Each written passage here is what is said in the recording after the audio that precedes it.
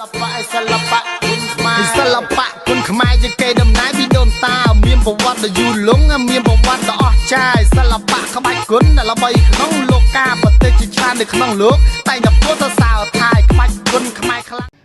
บาทสมรมานกายกรุบสวากุมเป็นยมดเวิร์มากันช anel YouTube ประดัลแค่เองหรือก็กุนขมายประดัลหากในทางนี้ขยมบานสตองดาจะแอดมินตัวบานเวิร์ตรอล็อบมาวันเดียวหายหากกับบานดอกสร้างในจีปอร์มีนทำไมกระได้เด็ดเตะตรงตอนนั้นวิสัยกีฬาระบบเปรียรีเชียนจากกัมพูชีนำไปเลยจะมาอ่านจุ่มเรียบใจจุนนำปกมาบอมปอนสันดับหนึ่งตัวสนาวิดีโอในขนมช anel ประดัลแค่เองยังขยมบาเป็นจัดส่งกลุ่มเพลย์จดชิวหรือก็ subscribe หรือดักสัญญาก่อนดังนุปกมาบองปอนดังแต่ตัวบ้านในปอรเมียนทำไมเชียบอนตอบที่ได้เตะตรงตัวหนึ่งวิสัยกีฬาเชียดหนึ่งอันตรายเชียดในขนมใดสายหาดนี้ก็เอาขาดเปลยังโจลแต่ใส่เรื่องเสียงจันเทียชเนี่ยเปลี่ยนรมวันทมบุญขนมเปลแต่มวยโดยเฉพาะก็เอาขาดเปลยังโจลแต่ใส่เรื่องปึกษาโดยต่อตึง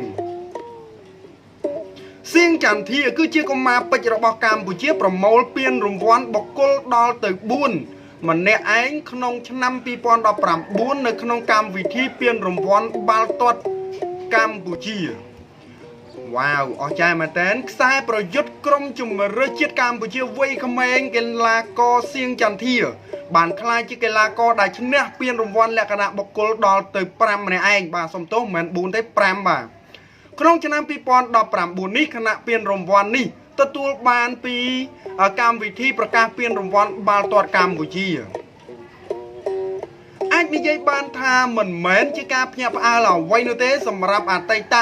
ยุวชนทนาลสลาบาลตอดเชียดบัตตีปรัวรุเกบานบองแห้งตำรงเลงยางละอ๋อขนมจุ่มเรือเชียดกรรมบุชีสังกรุบชดได้บานโจรวมเลงขนมเปลี่ยนรมวันโอยดอกปรำใบโอยดอกปรำบุญโอยหมอไพปีนึ่งจุ่มเรือเชียดชดทมพังในขนมกรรมวิธีเปลี่ยนรมวันบาลตอดกัมพูชีได้ทั่วลางในซาลซันสัตจะตุ่มมกสิ่งจันเทียตรบานคณะกรรมการรีบจำการประกวดบาลตอดกัมพูชีประกวดเปลี่ยนเกลาก็ได้มีนโปรเจกต์ประหยัดเพียบเชียงเก๊กสายประยุทธ์ละอเชียงเก๊ในลีกกัมพูกัมพูชีเกลาก็ไว้ขมายละอเชียงเก๊ประจำชนะเกลาก็ละอประจำชนะสำหรับเปลี่ยนรมวันสำคัญดอกเตยเตียดเมียนโดยเชียครูบองวักละอเชียงเก๋นังครูบองวักเมียนประเชียประหยัดเพียบเชียงเก๋บานเตเลอโคนอเนโตบานเนโตเกลาก็ละอเชียงเก๋นังเกลาก็สุดบัญโจตีจราอันเชียงเก๋บานเตเลอเกลาก็ปรีเวทเนี่ยจำตีละอเชียงเก๋บานเตอเกลาก็อ้อมสวรรณรัฐว่าสวรรณรัฐคลับเฟียเพลย์บานเตอกรมยุวชนทนาลสลาบาลตอดเชียดบาตีอัญญากันดาละอสำหรับการประกวดลิกบานเตเลอโลกกัมซีปิเซลวิดีโอคลับบาลตอดดามินประเชียประหยัดเพียบเชียงเกบานเตคลับบังเกตว้าวบานเตเลยคลับบังเกตเนี่ยทอดรูปมีนประเชียประหยัดเพียบเชียงเกบานเตเลอโลกยาสรีว่าสมไปแต่ทอดรูปละอเชียงเกก็บานเปลี่ยนได้โอ้อใจมันแทนคลับมีเนี่ยความตรอจราเชียงเกบอมพอดบานเตเลกรมองโกไทเกอร์แกละก็ดับมวยเนี่ยละอบอมพอดหรือแกหาทาเปลี่ยนรมวันละอแกละก็ละอดัดเกตียงดับมวยรูปขนมเปลี่ยนรมวันฮุนไซน์ครับปีปอนดับปรำบุญเนี่ยจำตีฮอลกุมหอยเชงเมงสาเรตกริยาเตสมบัติลีวาเฮดลีมิซานไกอุสเพงออนจันโบลินดาวนิมมาปิสัตจันวัฒนากาแกละก็ดับมวยเนี่ยละอบอมพอดหนุบาแกหาทานละอบอมพอดที่ไรเอาประจำชนะขนมเปลี่ยนรมวันมัดโฟนแคมโบเดียลิกเนี่ยจำตีบานตะเลกายอุศกเสลาเชงเมงจวบติดสาเรตกริยาอกสวรรค์เซตโรซิปกุยสกมเพะออนจันโบลินจวบติดได้บ่ามิซูโนฮิการุได้มาปีญี่ปุ่นเสียงจันเทีย private ច័ន្ទវឌ្ឍនាការកីឡាករវ័យក្មេងក្នុងស្រុកដែលរកបានគ្រាប់បាល់បានច្រើនជាងគេបានទៅលើម៉ៅពិសិដ្ឋកីឡាករសញ្ជាតិកម្ពុជារកបានគ្រាប់បាល់ច្រើនជាងគេបានទៅលើច័ន្ទវឌ្ឍនាការហ្នឹងហើយពុកម៉ែបងប្អូនស្ដាប់ឲ្យដាច់គ្រូបង្វឹកល្អជាងគេប្រចាំឆ្នាំបានទៅលើលោកហៅសុកជាតិ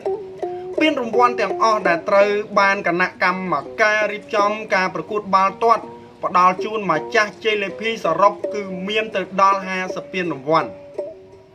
អញ្ចឹងឥឡូវយើងងាកថយក្រោយបន្តិច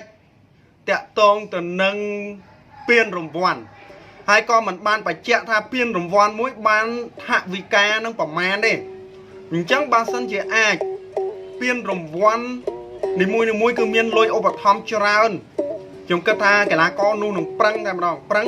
បើសិនជាយើងឈ្នះពានយកបានថវិកាក៏ដូចជាកិត្តិយសកេរ្តិ៍ឈ្មោះបន្តទៀតបើសិនជាពានបានពានមកឲ្យថវិកាតិចពេក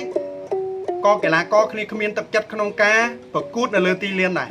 អានឹងជាការពិតអានេះគាត់ជាគំនិតចង់វិវត្តថ្មីមួយដែលខ្ញុំតាមដានការប្រកួតមិនថាលីកទី3លីកលំដាប់ទី2មិនថាការប្រកួតគេហៅថាដណ្ដើមជើងឯកវិទ្យាល័យគឺអស្ចារ្យមែនតើណាបានទៅលើអន្តរទេវីហ្នឹងហើយពុកម៉ែបងប្អូនបើសិនជាមានកំហុសខុសឆ្គងតាណាគេលោកខ្ញុំនិយាយខុសណាគឺឃើញថាលុយរង្វាន់ច្រើនណាស់លុយរង្វាន់ស្មើនឹងលីកកំពូលកម្ពុជាទៅហើយចង់ស្មើលីកកំពូលកម្ពុជាទៅហើយ$15,000ណានឹងត្រឹមតែពានរង្វាន់វិទ្យាល័យផងខ្លាំងទទួលស្គាល់ថាខ្លាំងហើយអញ្ចឹងឥឡូវនេះគឺយើងឃើញថាមានបណ្ដុះបណ្ដាលមានសាលាបាល់ទាត់ជាតិបាទីមានបង្កើតជាពានតាមបណ្ដាខេត្តណាមានជាការប្រកួតដណ្ដើមយកជ័យលាភីក៏ដូចជាជម្រើសជាតិផ្នែកក្រុមបាល់ទាត់នារីអីជាដើមគឺឃើញថាយើងកំពុងតែទៅមុខហើយបាល់ទាត់អញ្ចឹងនៅឡើយបាល់ទាត់គេទៅហើយនៅឡើយតែបដាល់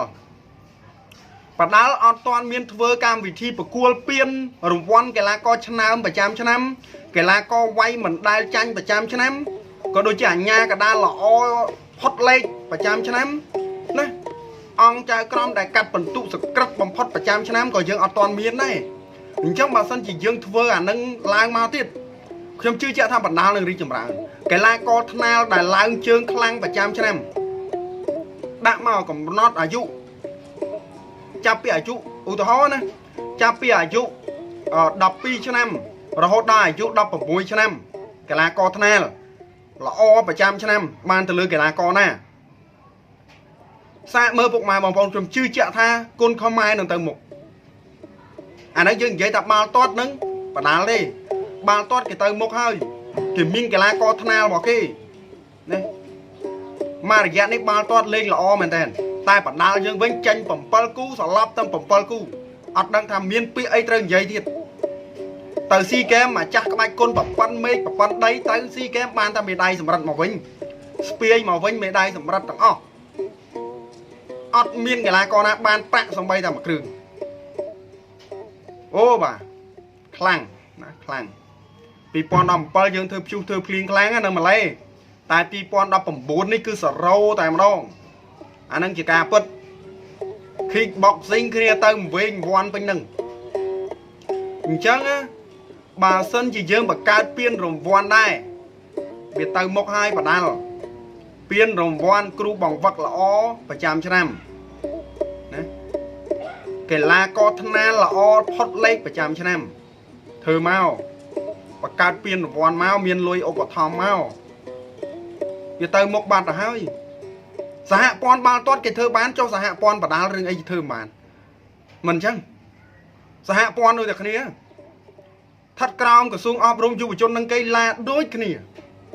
មិនមែនមួយនៅក្រោមក្រសួងផ្សេងមួយនៅក្រោមក្រសួងផ្សេងទេគឺនៅជាមួយគ្នាទេក្រសួងអប់រំយុវជននិងកីឡាសង្ឃឹមថាបដាល់នឹងអាចធ្វើបានដូចបាល់ទាត់ណាមានពានរង្វាន់ល្អប្រចាំឆ្នាំអីចឹងទៅ